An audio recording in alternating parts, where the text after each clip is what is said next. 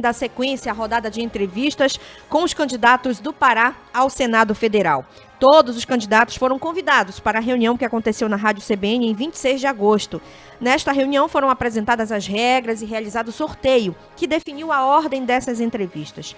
Pelas regras, não serão permitidos ataques, ofensas aos opositores. Eu sou Tatiane Lobato, Rômulo Pinheiro, nosso colunista de política, direto de Brasília, também participa desta entrevista. Oi, Rômulo, bom dia. Bom dia, Tati. Bom dia a todos os ouvintes da Rádio CBN Amazônia. Obrigada por estar com a gente em mais um dia. Estamos ao vivo em 102.3 FM no YouTube da CBN Amazônia, que é o youtube.com/CBN Amazônia. O entrevistado de hoje é o candidato João Santiago, do PSTU. Bom dia, candidato, bem-vindo. Bom dia, Tatiane. Bom dia, Rômulo. Bom dia aos ouvintes da CBN Amazônia. Muito obrigada pela sua participação aqui conosco, candidato. O nosso tempo de 25 minutos começa a contar a partir de agora.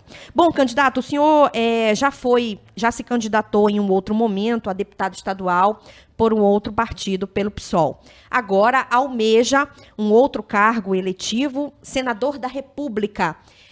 O senhor é professor, conhece os problemas da educação pública, o senhor é professor da Universidade Federal do Pará. Qual seria o seu primeiro projeto na área da educação, caso o senhor seja eleito senador da República? Bom, a gente tem muitas propostas aí que a gente está explanando, mas assim, o que a gente sente hoje no estado do Pará estão dizendo aí que a educação está muito bonitinha, mas nós temos o pior índice do IDEB, né? Nós perdemos para estados da região norte. Nós somos o 22º estado com pior índice do IDEB, que é o índice que mede a educação básica no estado do Pará. E a gente sente a necessidade da nossa juventude. São 100 mil jovens, a maioria jovens, né, que prestam Enem todos os anos e só entram 8 mil nas nossas universidades públicas.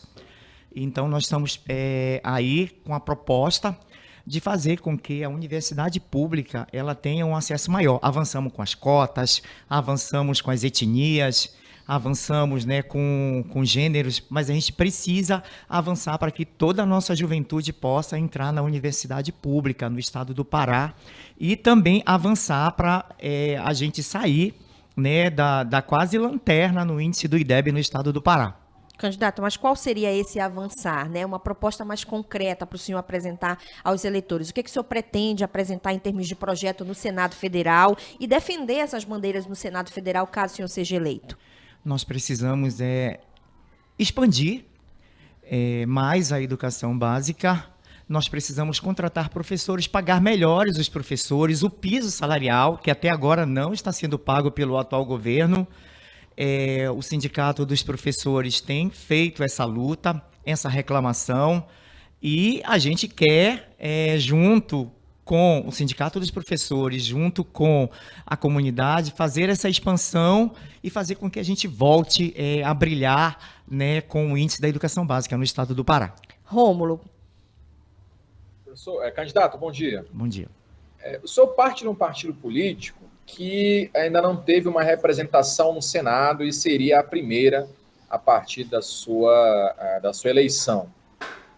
Como é que o senhor espera construir algum tipo de consenso ou algum tipo de acordo dentro do Senado, uma vez que as características do Senado são compostas, é um órgão colegiado em si, mas como é que o senhor espera construir algum tipo de projeto, dado esse histórico do partido ainda não ter tido essa representação e eventual dificuldade que há de diálogo entre esses colegas? O senhor vê... Eu acho que travou a pergunta do Rômulo, mas ele já estava finalizando, professor, é exatamente isso. Como é que o senhor pretende estabelecer o diálogo com... Voltou? Acho que sim, né? Rômulo, voltou, né? Isso. Voltou. Pode finalizar. Candidato, como é que o senhor percebe essa dificuldade, o senhor aguarda essa dificuldade? E se ela vier, como é que o senhor vai implementar meios para solucionar esse problema que pode vir dessa falta de diálogo dos demais partidos com o seu partido, candidato? Primeiro que a gente considera que o Congresso Nacional e o Senado em particular para nós é um antro muito de corrupção, né? A gente vai para lá para defender projetos da classe trabalhadora, a gente não vai se misturar a gente vai apresentar os nossos projetos e fazer o que eu fiz a vida toda como sindicalista, como professor. Quando nós conquistamos a carteirinha da meia passagem aqui, foi com luta, mobilização, nós colocamos milhares de estudantes nas ruas para conquistar a carteirinha da meia passagem, que nenhum governo conseguiu tirar até hoje. Então nós vamos para lá para fazer a luta da classe trabalhadora, a luta do povo pobre, a luta da juventude. A gente não se mistura com esse antro de corrupção que tem no Congresso Nacional. A gente entende que a gente vai ser muito minoritário chegando lá, né, mas a gente vai fazer com que essa minoria lá reflita a maioria aqui, porque aqui está o povo, aqui está a classe trabalhadora. Os rodoviários que outro dia fizeram paralisação porque não está sendo cumprido o acordo coletivo, as nossas enfermeiras e enfermeiros que estão indo para as ruas, né, porque o Supremo acabou de vetar o piso salarial, e eu estive participando dos 3 atos aí da categoria ontem na BR, né, em plena noite, a gente estava lá com a categoria dos enfermeiros. Então a gente acha que aqui embaixo é que está a verdadeira representação popular, a verdadeira representação do povo, e a gente vai estar com a classe trabalhadora, a juventude, os nossos sindicatos, Movimento Sem Terra, todos aqueles que estão aqui lutando por um verdadeiro país, um verdadeiro Brasil, de verdade, né? Eu estou representado pelo PSTU hoje, apesar de a gente constituir, né, o que a gente chama um polo socialista. Eu tenho companheiros meus que estão concorrendo pelo PSOL, através da corrente socialista dos trabalhadores, mas a gente está junto nessa luta, né? E só para corrigir, Rômulo, o PSTU teve sim um deputado federal, que foi o Lindenberg, que depois saiu, foi para o PT, né? Não foi eleito, mas ele depois veio para o PSTU e levou essa luta em um período. Mas a gente está aqui para dizer que nós estamos com o povo, com os trabalhadores, como sempre estivemos. Candidato, já que o senhor tocou aí nessa polêmica envolvendo o piso da enfermagem, né, desses profissionais da área da saúde, há uma grande discussão em torno disso tudo, agora ratificada aí pela decisão do Supremo Tribunal Federal, de que estados e municípios teriam um peso, uma oneração aí nessa folha de pagamento. De onde viria esse recurso para suprir, para garantir que o piso fosse garantido a esses profissionais? Qual é o seu entendimento em relação a isso? E como é que o senhor pretende atuar no Senado Federal caso o senhor seja eleito? Eu tenho participado dos debates aí com a categoria, e um dos motivos que o Supremo Tribunal Federal, o ministro Barroso, colocou para aceitar a liminar dos hospitais privados, que só fazem enriquecer. Olha o que a gente está vendo no Brasil e aqui no estado do Pará. Os prédios da iniciativa privada crescendo mais do que os prédios públicos, né? Várias instituições privadas da saúde aí crescendo, ampliando, e agora dizendo que não tem dinheiro para pagar o piso, que vai haver demissão em massa. Então, nós queremos dizer que isso é uma hipocrisia, que isso não é realidade. E tem dinheiro, sim. A gente está vendo que no nosso país tem dinheiro. Olha, eles reservaram um orçamento de 19 bilhões para emendas secretas, né, para continuar essa patifaria dos recursos públicos, que sai da saúde, da educação, sai da farmácia popular. Isso é um crime. Tirar dinheiro da farmácia popular para os apoiadores, né, do atual governo e dos que virão aí, né, tirando dinheiro da educação, da saúde e da farmácia popular. Então, são 19 bilhões de reais. E outra coisa, né, a nossa candidatura se propõe a ser radical. Nós estamos colocando que nós somos uma bancada radical. Por quê? A gente quer atacar pela raiz. E hoje um dos grandes problemas do nosso país, que leva a 60% quase do orçamento da nação, é a dívida pública. Nós pagamos por dia 5 bilhões de reais de juros e amortização para os banqueiros. Então, dinheiro tem, só que a prioridade não é pagar o piso dos trabalhadores e trabalhadoras da enfermagem, que foram os heróis. Vocês, a imprensa toda, falaram que eles foram os heróis da pandemia. E agora os nossos heróis e heroínas, olha o que está acontecendo com eles. Uma conquista de 10 anos, né? Uma luta de 10 anos, e agora vem o Supremo acatando, né, uma liminar dos hospitais privados para impedir o pagamento do piso dessa categoria. São 3 milhões de famílias aí que estão sendo prejudicadas no Brasil inteiro. Então, dinheiro tem, né, como a gente vai demonstrar aqui nas próximas perguntas para o estado do Pará. com uma taxa de mineração. A gente vai ter uma proposta para taxa de mineração aqui, que a Vale do Rio Doce, as mineradoras aqui no estado do Pará, pagam muito pouco, então a gente quer modificar a lei 13.540 de 2017, que nós vamos obrigar essas empresas a pagarem mais dinheiro da taxa da mineração, porque vem para os municípios, mas vem para o estado também. 15% da taxa de mineração vem para o estado, por exemplo, né? Então, a gente acha que tem dinheiro, né? Tá tendo um lobby das empresas privadas para prejudicar a categoria dos enfermeiros e enfermeiras em todo o país, e a gente vai estar na rua junto com eles, como estamos agora, e contem com a gente, ouviu? Candidato, só para também colocar nesse debate aqui, que é importante que a gente realmente discuta sobre isso, é uma categoria extremamente importante, é que a gente ratifica o título que demos aos enfermeiros, aos profissionais da saúde durante a pandemia, né? E continuam agora, porque continuam na linha de frente no atendimento à população. Esse piso da enfermagem, a entidade que representa os prefeitos no Brasil, que é a Confederação Nacional dos Municípios, ela calcula um impacto de 10 bilhões anuais com o custeio aí, desse piso da enfermagem, né? E que isso poderia provocar uma demissão de 32 mil enfermeiros. É um debate muito amplo, muito complexo, que o senhor, se for eleito senador da República, terá que enfrentar e dialogar com todos aqueles que compõem o Senado, vão compor o Senado Federal a partir de janeiro de 2023. Volto a reforçar a pergunta, né? O que o senhor pretende defender lá, além, é claro, do piso da enfermagem, mas de que forma construir uma proposta que seja importante para a categoria, que seja justa com a categoria dos enfermeiros, mas que também olhe para a questão dos municípios e dos estados também, para a parte financeira, fiscal. Olha, Tatiane, Rômulo, os senhores de escravos aqui, na época da escravidão, falavam a mesma coisa. Olha, se acabar a escravidão, o país vai quebrar. Se acabar a escravidão, nós vamos ficar pobres. Acabou a escravidão, é verdade. Eles se transformaram em empresários. A maioria do povo pobre, negro, né, foi para as periferias e para as favelas, mas o país não quebrou, né, o país continua existindo. E eles falam a mesma coisa agora do piso dos enfermeiros. Eles falam também que eu sou servidor público federal, eu estou licenciado, né, sou coordenador do Sindicato dos Servidores Federais, que está em todo o estado do Pará. A gente anda por todo o estado do Pará, a gente vê a situação do nosso estado. E você falou 10 bilhões, Tatiane. É o número da Confederação Nacional dos Municípios. E eu vou te responder, eu diria, olha, lá no Senado, a gente vai fazer uma coisa que nem a Dilma fez, né, que foi a auditoria da dívida. Foi proposta a auditoria da dívida, mas na época a presidente Dilma se recusou a fazer a auditoria. Mas bastaria 2 dias de suspensão do pagamento de juros e amortização da dívida, que dá os 10 bilhões.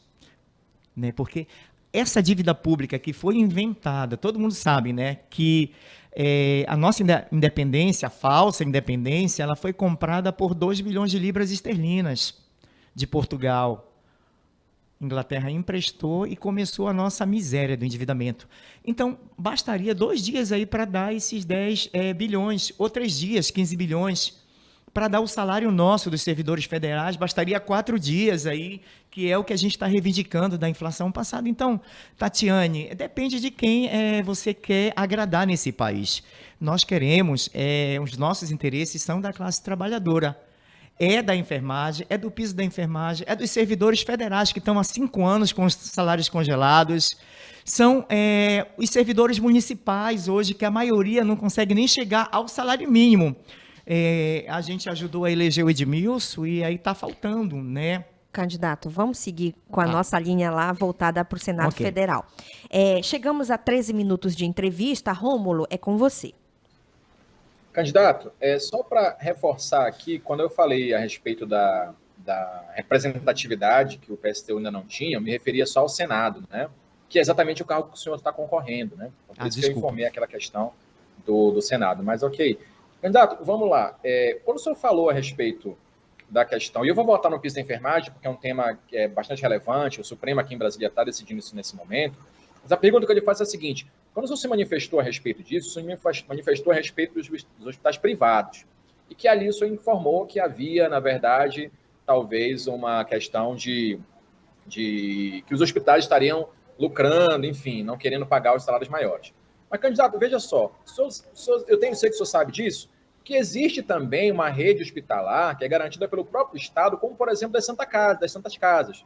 Então, o Estado é que paga também essa verba, né, que custeia isso. E isso para o Estado gera também esse custo elevado, que inclusive o orçamento já aprovado para o próximo ano não prevê esse custo. E aí, deputado, candidato, é uma questão mais prática do que teórica, tá? Essa é a ideia da pergunta.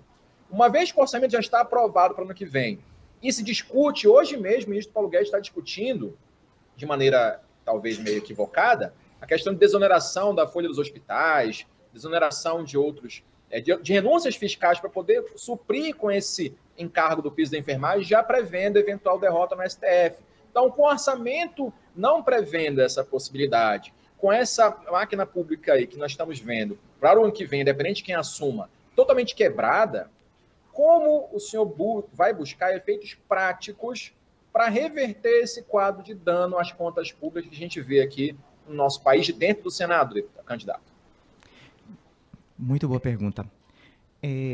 O que a gente está vendo aí é que o povo pobre, trabalhador, está cansado. Nós estamos com 3 milhões de pessoas passando fome no país.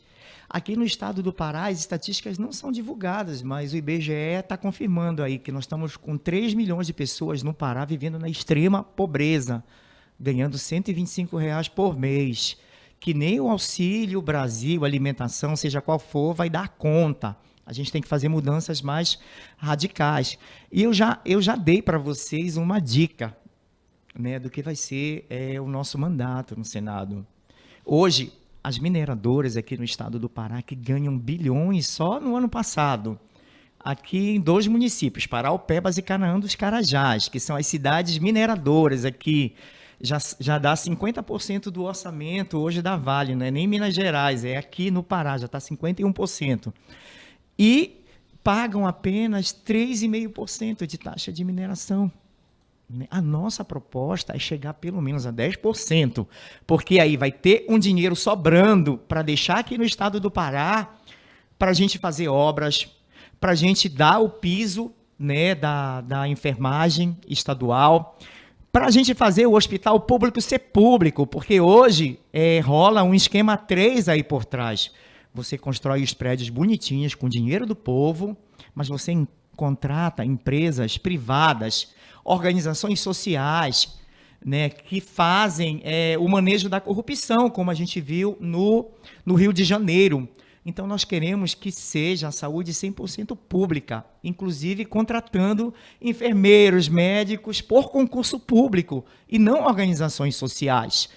Então, nós estamos dando para vocês só algum exemplo de como vai ser o nosso mandato. Nós vamos tirar de quem tem. Nós não vamos tirar mais do povo trabalhador, de professores, enfermeiros, do povo pobre, que não tem de onde tirar, está tudo caro. O bolso está caro no nosso país. Gente, o bolso está muito caro, então a gente tem que tirar de quem tem hoje. O próprio Paulo Guedes, Rômulo, falou outro dia que se lamentava, é um absurdo. Ele falava assim, é muito triste para o Brasil que as grandes empresas não paguem impostos, né, sobre lucros e dividendos no país. Elas não pagam. Ele falou a verdade, com hipocrisia, mas falou. Então, nós vamos atacar também por aí, nós vamos atacar a questão da dívida pública, como eu já falei ainda há pouco, mas aqui no estado do Pará, nós temos condições de aumentar o orçamento do estado do Pará, que estava em 32 bilhões de reais, aumentar esse orçamento aí para 40 bilhões se a gente fizer o que deve ser feito.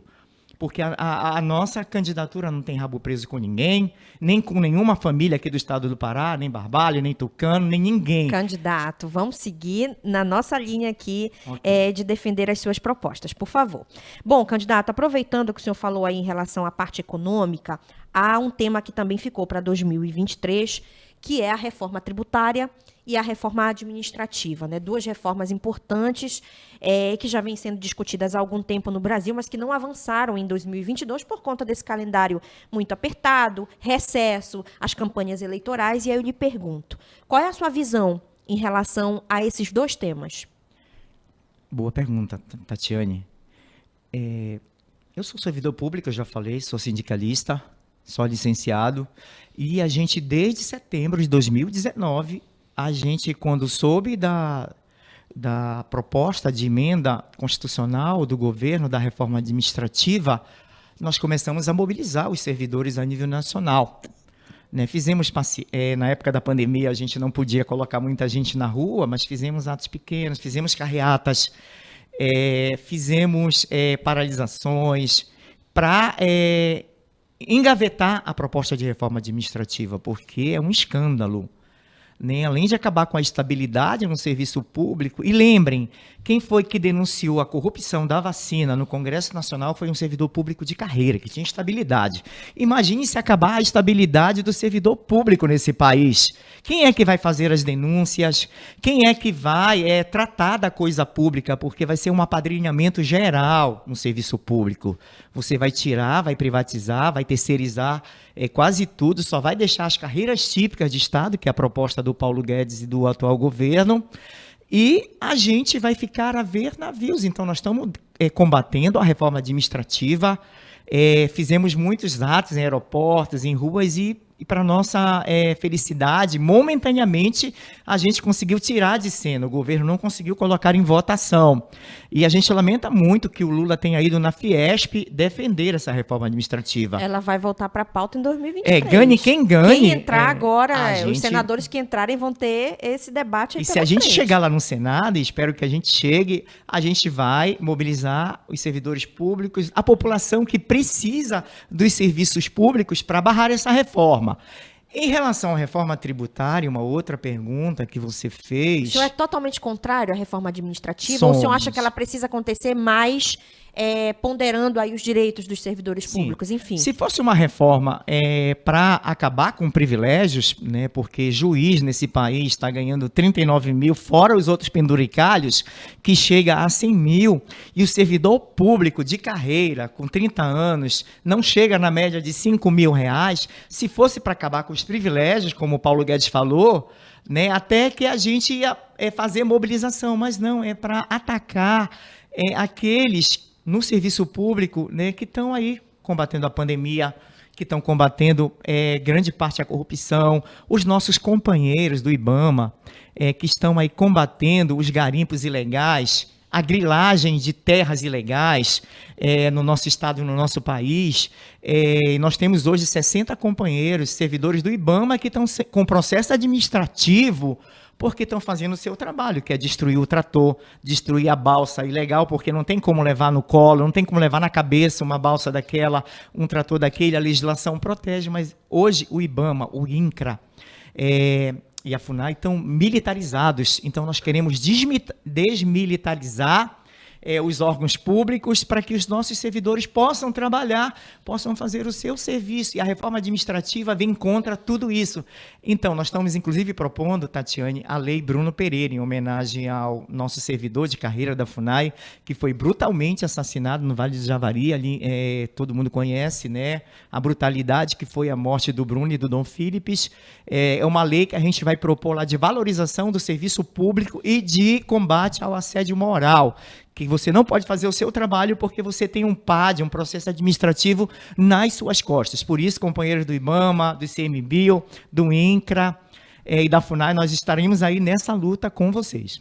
Rômulo, a gente tem aí uns segundos para sua pergunta. Faltou a reforma tributária. Reforma tributária, exatamente. Posso ser bem conciso? Pode, então vamos lá. Não adianta querer fazer só um imposto, como estão propondo por aí, e o povo pobre continuar pagando mais impostos que os ricos nesse país. Nós queremos, sim, uma reforma tributária que inverta, que faça taxação de grandes fortunas e grandes empresas nesse país e que o povo pobre pare de parar. Um exemplo que a gente vai dar aqui, a conta de luz. Nós pagamos a conta de luz mais cara do país, 25 vezes mais que São Paulo.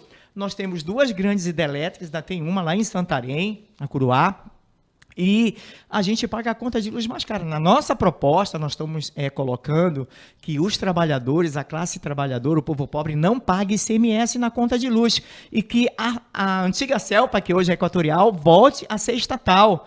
Eu e o Kleber estamos defendendo isso, a Vera, a nível nacional, está defendendo isso. Então, a gente vai fazer com que a empresa de energia volte a ser uma empresa pública no estado do Pará e não a privatização da Cozampa, porque depois da eleição tem 2 pacotes de privatização aí que o atual candidato não fala. A Cozampa, que vai ser privatizada, e 600 quilômetros de rodovias aqui, já tem o decreto, já tem o edital, e depois da eleição vai ser colocado lá na Bolsa de Valores. O povo paraense não vai nem poder ir lá para São Paulo, não é nem aqui a privatização, é na Bolsa de Valores de São Paulo. Aqui da Alça Viária até o Porto de Vila do Conde vai ser tudo privatizado.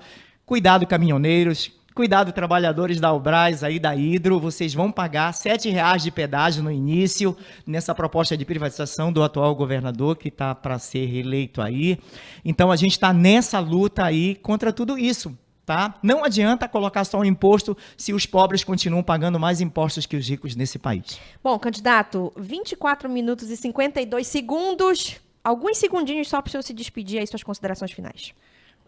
Queria agradecer à Rádio CBN Amazônia pelo espaço. Encerrou o tempo, candidato. Muito obrigada pela sua participação aqui com a gente. Conforme acordado com todos os candidatos, o nosso tempo de entrevista é de 25 minutos para todo mundo, tá bom? Amanhã, obrigada, candidato. Obrigada, Rômulo. Também o entrevistado desta quarta-feira será Mário Couto, do PL. Um excelente dia para todo mundo.